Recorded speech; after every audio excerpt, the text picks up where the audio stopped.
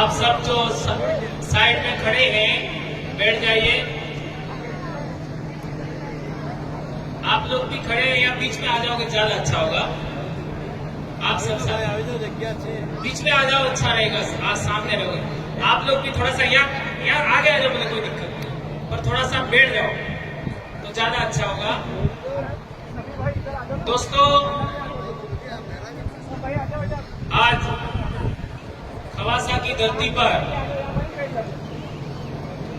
और हमारे पूर्वजों ने जब खेती बाड़ी का विकास किया, अनाज उगाने का शुरुआत किया,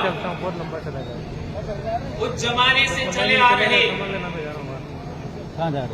प्रकृति उत्सव, फसली उत्सव भी कह सकते हैं, अखाड़ बीज के दिन ठीक है, हमने एक नई शुरुआत करने का निर्णय लिया। उसमें आप सभी साथी पधारे, इसमें प्रशासन के साथी, मीडिया के साथी, पुलिस प्रशासन के साथी और महाराष्ट्र से पधारे हमारे भाई, गुजरात से पधारे हमारे भाई, मध्य प्रदेश के विभिन्न जिलों से आए साथी और हमारे राजस्थान से भी कई साथी यहां पर आए। आज का दिन हमारे समाज के लिए कितना महत्वपूर्ण है, यह विभिन्न साथियों ने बताया। आज का दिन एक भी गांव ऐसा खाली नहीं है जहां विवाह नहीं है, एक भी गांव ऐसा खाली नहीं है जहां विवाह नहीं है। यह हम बात जानते हैं क्योंकि हर एक साल ऐसा होता है और आज के दिन में एक भी घर ऐसा खाली नहीं है जहां खेती बाड़ी से संबंधित पूजा नहीं होती है, आपका शुरुआत नहीं होती है खेती बाड़ी की। हर एक घर के अंदर ये जरूरी है। इसके बावजूद भी हमने आज का ही दिन क्यों चुना, यह बात बेहद जानना समझना जरूरी है। मानगढ़ पर हम लोगों ने 17-18 मई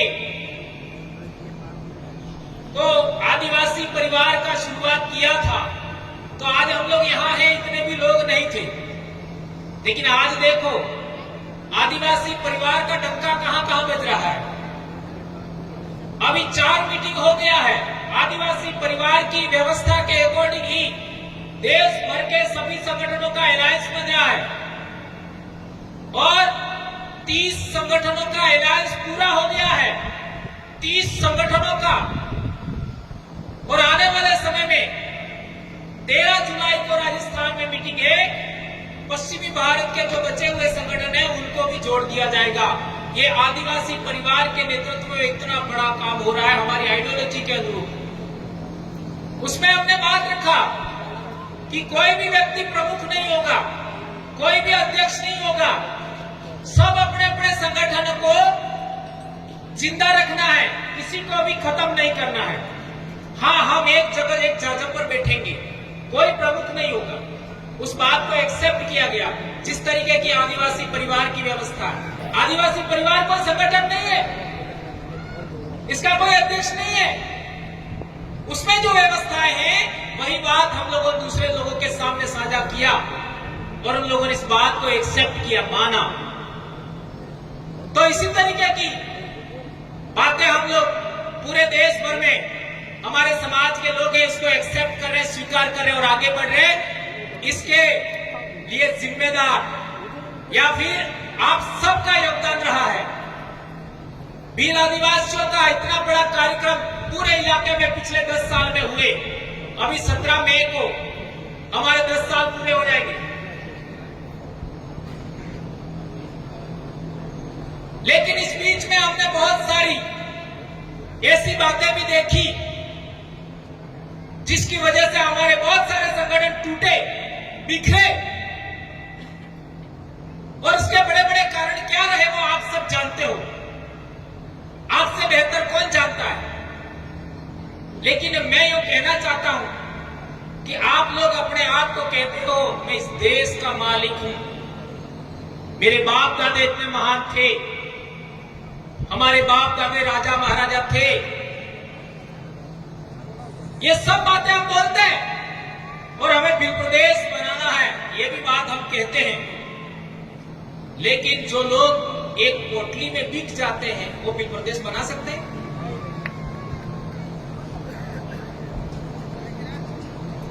यहां पर जो बैठे वो एक पोटली में बिकने वाले कौन हो? कौन कौन हाथ ऊंचा करो तो एक भी नहीं खड़ा करेगा। लेकिन हकीकत क्या है, ये बात समझना जरूरी है।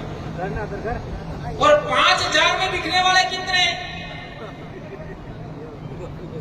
तो एक भी हाथ ऊंचा नहीं करेगा। हकीकत क्या है? तुम वो महान लोग हो कि हमारे राजस्थान में भी तुमने लेटर पैड चलाया। दक्षिणी राजस्थान के लोग अंग्रेजों के गुलाम नहीं बने, मुगलों के गुलाम नहीं बने, रजवाड़ों के गुलाम नहीं बने, तो तुम्हारे लेटर पैड से डर जाएंगे क्या? टाइम टाइम फीस हुआ नहीं हुआ? मेरे कहने का मतलब यह है, हमारे पास एक विजन होना चाहिए, एक उद्देश्य होना चाहिए, हम क्यों काम कर रहे हैं, ये बात जानना समझना जरूरी है। कई लोग तो धर्म को लेकर के इतने सेंसिटिव है कि धर्म से ही रोटियां मिलती है। साहब, हर एक धर्म का मालिक आदिवासी नहीं है, कोई और है, गैर आदिवासी, फिर भी मारे जा रहे हैं। मुझे एक बात बताइए, आज के दिन हल की पूजा, आज के दिन हमारे लिए दोहरोकई इन्हीं पूजा, आपका बेलों की पूजा, अनाज की पूजा, आज के दिन कौन से धर्म वाले ने किया बताओ मेरे को? किसी ने किया क्या? जब नहीं किया, आदिवासियों ने ये अनुष्ठान किए, ये पूजा पद्धति संपन्न की, दूसरों ने नहीं किया, तो हम उस धर्म के कैसे हुए? ये बात जानना समझना जरूरी है। और कई सारे लोग तो ऐसे हैं कि ये तो उस संगठन का कार्यक्रम है। मुझे बताओ, आदिवासी परिवार का बिल प्रदेश मुक्ति मोर्चा संगठन नहीं कह सकते हो, ये एक सामाजिक यूनिट है। बिल प्रदेश विद्यार्थी मोर्चा संगठन ना होकर के एक यूनिट है, इकाई है। बिल प्रदेश युवा मोर्चा कोई संगठन नहीं है, इकाई है आदिवासी परिवार का। लोगों को जोड़ने का तरीका है। बिल प्रदेश महिला शक्ति ये भी संगठन नहीं है, लोगों को जोड़ने का तरीका इकाई है आदिवासी परिवार का। अभी हम लोगों ने अनुसूचित क्षेत्र आरक्षण मोर्चा बनाया, वो भी संगठन नहीं है, ये भी सामाजिक इकाई है। अभी एक और हम लोग बना रहे हैं, आदिवासी संस्कृति रक्षण समिति, वो भी कोई इसका कोई अध्यक्ष वगैरह नहीं है, मात्र संयोजक होते हैं। अब ये जितने भी नाम लिए, उनमें किसी का कोई अध्यक्ष है क्या? किसी का कोई अध्यक्ष नहीं है। ये बात हम लोगों ने हमारे इलाके के लोगों को समझाया, इतना बड़ा काम हो गया, इतने बड़ी संख्या में लोग जुड़ गए, लाखों लोग। अब आपका तो क्या है, एक संगठन के 8-8, 10-10 तो प्रदेश अध्यक्ष है, 5-7 तो जिला अध्यक्ष है। अध्यक्षीय प्रणाली आदिवासियों के लिए घातक है, ये बात नोट कर लीजिए। अध्यक्षीय प्रणाली आदिवासियों की नहीं है, काउंसिल प्रणाली आदिवासियों की है। सभी लोगों की इच्छाओं को महत्व देने वाली काउंसिल, सभा, उसमें जो राय बनती है उसको आगे बढ़ाइए। और आपके मध्य प्रदेश में तो ऐसी भी बातें हमको सुनने मिलती है, कहां आदिवासी लिखा है, हम तो जनजाति है, आदिवासी है ही नहीं, ऐसे भी कई लोग तो बोल देते हैं। अब सवाल पैदा होता है कि क्या आपने 5 जनवरी 2011 का सुप्रीम कोर्ट का जजमेंट पढ़ा? उसके अंदर क्या लिखा है? ये जजमेंट लाया हूं, इसके अंदर देख लीजिए।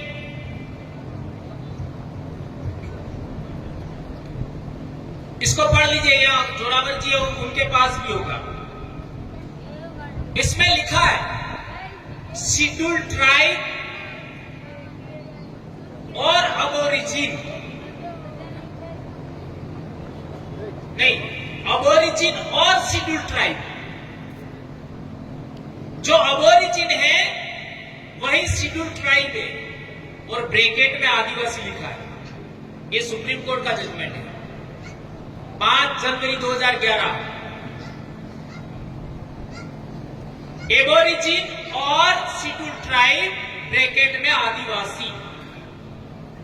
आज तक इस पर यह गलत लिखा है, किसी ने क्लेम नहीं किया है। यह जजमेंट हम लोगों को 2012 में पहली बार हमको पता लगा कि इसमें ऐसा सा लिखा है। इसमें बहुत सारी बातें लिखी है और इसी को आधार मान करके आदिवासी परिवार बनाया। पढ़िए इसको, यह बिलों के लिए ही है, बिलों के लिए ही इसमें बहुत सारी बातें लिखी है।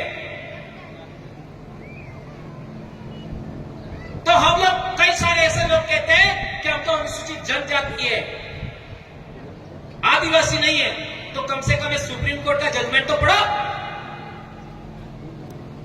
अब दूसरी बात यह है, यह हमारे स्कूल में किताब चलती है 8वीं क्लास में, 2013 से चल रही है। ये इंग्लिश में भी है, और ये किताब किसी बिल ने तो लिखी नहीं है, किसी गॉड ने तो लिखी नहीं है। ये देख लीजिए, राष्ट्रीय शैक्षिक अनुसंधान एवं प्रशिक्षण परिषद नई दिल्ली, नीचे लिखा राजस्थान राज्य शैक्षिक अनुसंधान एवं प्रशिक्षण परिषद उदयपुर। ये इंग्लिश में आपके मध्य प्रदेश में भी चलती है,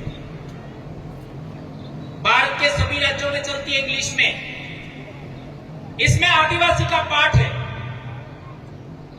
हास्याकरण की समझ, उसको पढ़िए आप। ये कई बार मैंने बताया है, पर लोगों को सारी बात बता दो तो भी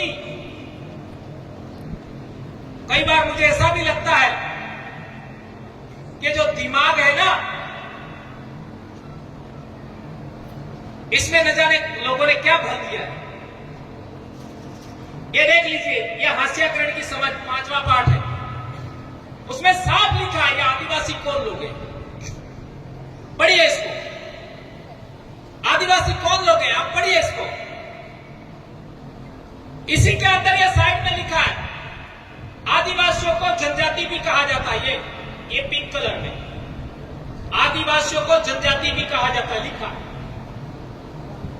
अरे आपका संविधान देख लीजिए, संविधान के अंदर अनुच्छेद 341-42 पढ़िए, उसमें ट्राइब और रेस लिखा है।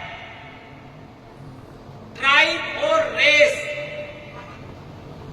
यानी जो ट्राइब है वो रेस है, नस्ल है। और ये बात प्रूव करनी है तो तुम्हारी नाक और दूसरे समाज की नाक मिलती है क्या? तुम्हारी एक कपाल है, वो दूसरे लोगों से मिलती है क्या? नहीं मिलती है। तुम्हारी ये भौहें हैं, ये भी दूसरे लोगों से मिलती नहीं है। जांच कर लो, होठ नहीं मिलेगा, आंखों का रंग नहीं मिलेगा।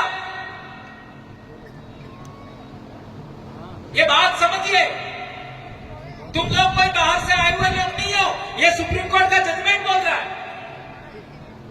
भारत देश 10,000 साल से इमिग्रेशन नेशन है, इमिग्रेंट्स नेशन है, ऐसा सुप्रीम कोर्ट ने बोला, मैं नहीं बोल रहा हूं।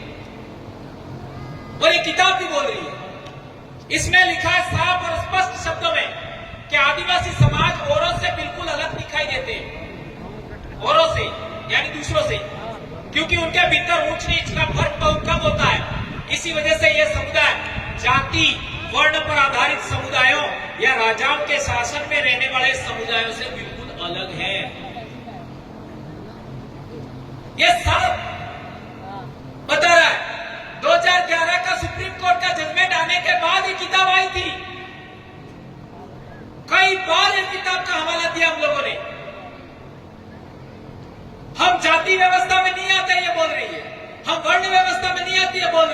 हम राजाओं के शासन में रहने वाले लोग भी नहीं है, ये भी एक किताब बोल रही है।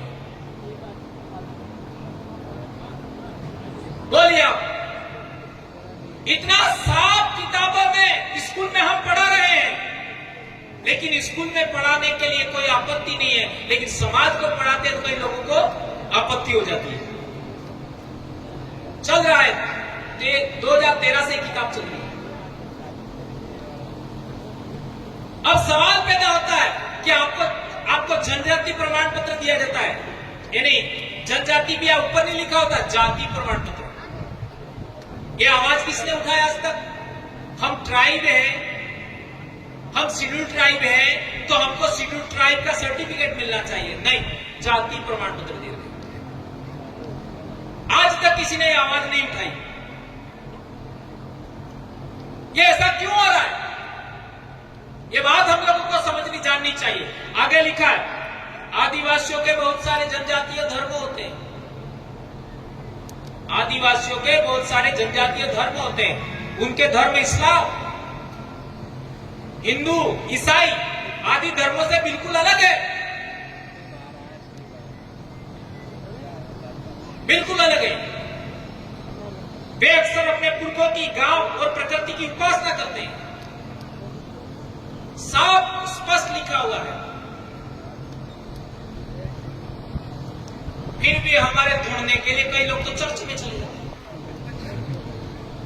कोई कहां जा रहा है। और मैं कई कड़े लहजों में बोल चुका हूं, लेकिन किसी की भावना आहत नहीं करना चाहता। कोई भी धर्म आपका नहीं है। आपकी बहुत सारी बातें दूसरों ने लेकर के अपने धर्म खड़े किए हैं। ये बात जाननी समझनी जरूरी है। दिवाली फसली उत्सव है, होली फसली उत्सव है, वाड़ी जवारा फसली उत्सव है, और ये हमारे बाप दादाओं की देन है। अखातीज फसली उत्सव है, ये हमारे बाप दादाओं की देन है, किसी धर्म का नहीं है। उन लोगों ने कथा कहानियां बना करके हमसे छीना है। हमारी ओरिजिनल संस्कृति, भारत भूमि की ओरिजिनल संस्कृति हमको समझना पड़ेगा। ये जितने भी देव स्थानक हैं, जितने भी देवी देवता हैं, उसमें भी बहुत सारे देवी देवता हमारे पूर्वज हैं। इनको भी हमें समझना पड़ेगा। लेकिन इतनी सारी बातें आज रखने का समय नहीं है। एक और किताब था, ये वाला 9th क्लास में चलता है, 9वीं क्लास में हमारे राजस्थान में। उसमें साफ लिखा है, ये भील विद्रोह नाम का चैप्टर है, जिसको पिछले दिनों आप लोगों ने देखा होगा। एक व्यक्ति ने इसको हटाने की बात किया था, मानगढ़ के बारे में उसमें रेफरेंस दिया है। तो ये पाठ है भील विद्रोह, देख सकते हो। इसके अंदर आप पूरा पढ़िए इस चैप्टर को, सब कुछ लिखा हुआ है जो आप जानना चाहते हैं। भील मूलतः शांति प्रिय जनजाति है। वे अंग्रेजों के आगमन तक स्वतंत्र जीवन व्यतीत कर रहे थे, यानी अंग्रेजों से पहले भील गुलाम नहीं थे। ये किताब बोल रही है, भील गुलाम नहीं थे। आगे बोल रहे हैं, तथा 1818 के पश्चात इनके ऊपर स्थापित आदिवासी व अर्ध औपनिवेशिक नियंत्रण ने उन्हें विद्रोह के लिए बाध्य किया। यानी हमारी गुलामी जो हुई, हमारे बाप दादाओं ने के साथ में जो गलत व्यवहार हुआ, वो 1818 के बाद हुआ। ये किताब बोल रही है, और ये भी मैंने नहीं लिखी, न किसी आदिवासी ने लिखी है। और इसमें बहुत सारी बातें लिखी है। भीलों ने अपने इस परंपरागत अधिकारों को छोड़ने से इनकार करते हुए अंग्रेजों के विरुद्ध विद्रोह किया। इसमें यह बात भी लिखा है। 1818 के बाद ही सारे आदिवासियों के आंदोलन हुए। ये सब चीजें इसके अंदर लिखा है, आप इसको पढ़ सकते हो। और एक इंपॉर्टेंट बात है, ये 7th क्लास में किताब है, इसमें भी जनजाति का पाठ है 7वीं क्लास में।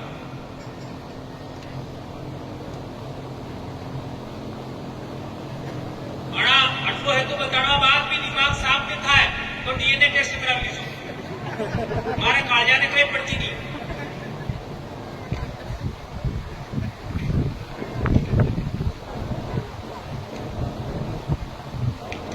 तो हो कौन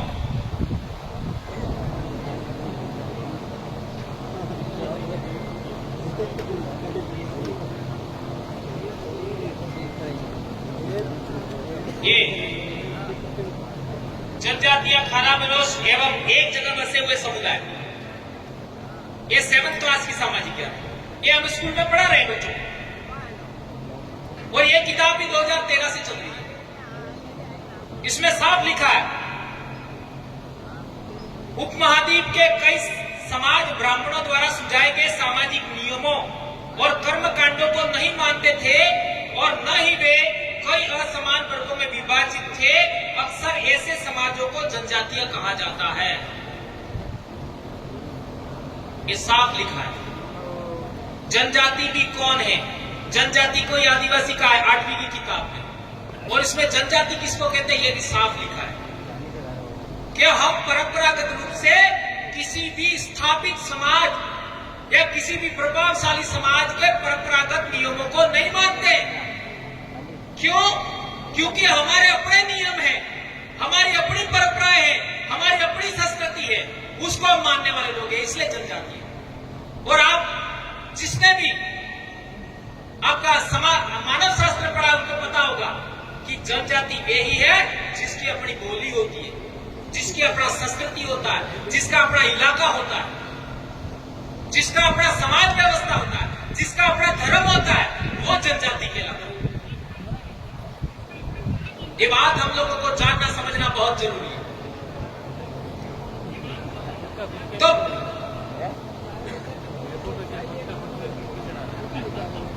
तो मेरे कहने का मतलब यह है कि आपकी पहली पहचान क्या है, फर्स्ट आइडेंटिटी क्या है? फर्स्ट पहली पहचान भील। आपकी पहली पहचान क्या है? भील। यह आपकी पहली पहचान है। और भील का मतलब क्या होता है? तो लोगों ने लिख दिया जो धनुषधारी होता है, जो धनुष साथ में रखना वाला है वो भील। तो धनुष तो दूसरे लोग भी रखते थे। आज हमारे इलाके में आप देख लीजिए भील किसको कहते हैं? आदमी को। आपके इलाके में भी वही है, दाहोद में भी वही है। भील कौन? जो अपनी बोली में पुरुष को भील बोलता है, महिला को क्या बोलता है? भीलन। गौंड कौन? जो गोंडी बोली में पुरुष को गौंड कहते हैं, गौंड, और महिला को गोंडनी कहते हैं। यह भाषा का मामला है, यह बोली का मामला है। जिस बोली में पुरुष को क्या कहते हैं उसी के आधार पर उस आपका समुदाय का नाम है। मुंडा आदमी को ही कहते हैं, संथा आदमी को ही कहते हैं। अब सवाल है आपकी पहली पहचान क्या हुई? भील। अब दूसरी पहचान कुछ और हो सकती है, तीसरी पहचान कुछ और हो सकती है, चौथी पहचान आपकी कुछ और हो सकती है, लेकिन सबसे बड़ी पहचान क्या हुई आपकी? भील। जब आपने ये पहली पहचान छोड़ दी तो आपका क्या होगा? यहां डामोर है, कितने डामोर? आप ऊंचा करो जरा। कितने ही हो? मैं भी डामोर हूं। अब ये आपका महिसागर जिले में डामोर आदिवासी की लिस्ट से बाहर हो गई। उन्होंने अपने आप को क्या बोला? हम तो क्षत्रिय हैं। 2001 की जनगणना में लिखवा दिया हम तो क्षत्रिय हैं, और 2006 से उनका सर्टिफिकेट मिलना बंद हो गया। और आपके इधर पटलिया का भी पिछले दिनों कुछ हुआ था, देख लीजिए। ये प्रमाण बता रहा हूं मैं आपको। आपने अपनी पहली पहचान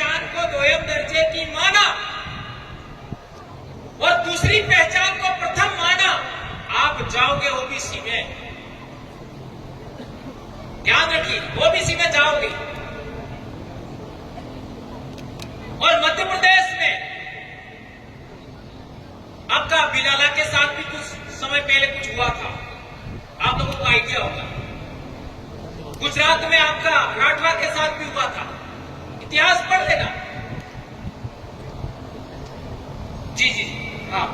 तो मेरे कहने का मतलब यह है, आप अपनी पहली पहचान भुलाओगे तो आपका अनुसूचित जनजाति का जो आपका लेबल है, टाइटल है, स्टेटस है, उस पर आपकी आंच आएगी।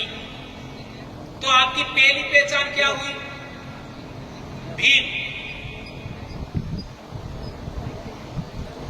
अब बताओ मेरे को कि भील भारत भूमि का क्या है? मूल बीज, मूल मालिक, मूल वतनी। कौन बोल रहा है? सुप्रीम कोर्ट का जजमेंट बोल रहा है। इसमें लिखा है indigenous people, aboriginal people, original inhabitant of India, native people, schedule tribe और आदिवासी, ये सब चीजें इसमें लिखा है। और इसी को आधार मान करके हम लोगों ने आज तक ये काम कर रहे हैं। अब सवाल पैदा होता है कि आप लोगों ने भील के अलावा दूसरा टाइटल अपना लिया तो क्या होगा? सोचो। अब जब आप भील हैं तो आपकी बोली भी होगी, आपकी बोली भी होगी, आपकी भाषा भी होगी, आपकी संस्कृति भी होगी, आपकी पूजा पद्धति भी होगी, आपकी समाज व्यवस्था भी होगी। जब ये सब है तो आपका इतिहास भी होगा। अब आपको थोड़ा थोड़ा क्लियर हुआ होगा हम लोग भील प्रदेश की बात क्यों कर रहे हैं, भील प्रदेश शब्द का इस्तेमाल क्यों कर रहे हैं। हमारे राजस्थान में 12 जनजातियां हैं, उसमें वास्तविक देखो तो 3 जनजातियां ही है, और अन्य 12 में से 3 निकाल करके अन्य जो बचती है